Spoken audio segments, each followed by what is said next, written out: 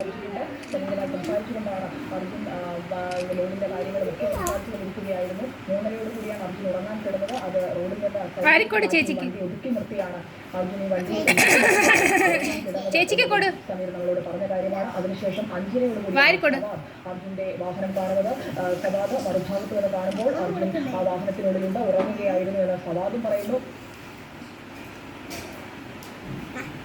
ഇപ്പോൾ സുഹൃത്തായ സമീർ നമുക്ക് പോകട്ടെ. ലോഡ് കയറ്റുമ്പോൾ അർജുൻ സമീറിന് അയച്ചു കൊടുത്ത ചിത്രങ്ങളാണ് ഇപ്പോൾ സമീർ നമുക്ക് അയച്ചു തന്നിരിക്കുന്നത്. സമീർ, ഇത് അർജുൻ കയറ്റി വന്ന ലോഡ്, അതായത് ഈ ലോഡുമായാണ് അർജുന്റെ വാഹനം അപകടത്തിൽപ്പെട്ടത് എന്നത് നമുക്ക് സ്ഥിരീകരിക്കാമല്ലോ അല്ലേ സമീർ?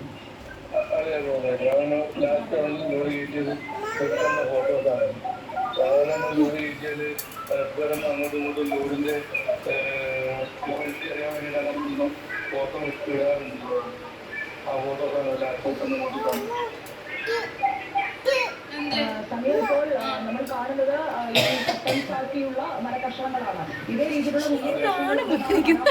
അർജുൻ ഈ ലോഡിനെ കുറിച്ച് സമീറിനോട് അവസാനം സംസാരിച്ചിട്ടുണ്ടായിരുന്നു. ലോഡിനെ കുറിച്ചിട്ട് കൂടുതൽ ഞങ്ങൾ സംസാരിക്കാറിയതാണ്.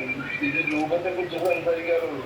ഇതിന്റെ വലിപ്പം, ഈ ക്വാളിറ്റിനെ കുറിച്ചിട്ട് ബാക്കി സംസാരിക്കാൻ പൊതുവെയുള്ള സുഹൃത്തുക്കൾ സംസാരിക്കേണ്ട അതേ സംസാരിക്കാറുള്ളൂ. ലോഡിനെ കുറിച്ച് കൂടുതലായിട്ട് നമ്മൾ മുതലാളി മൊബൈലായിട്ട് സംസാരിക്കാം.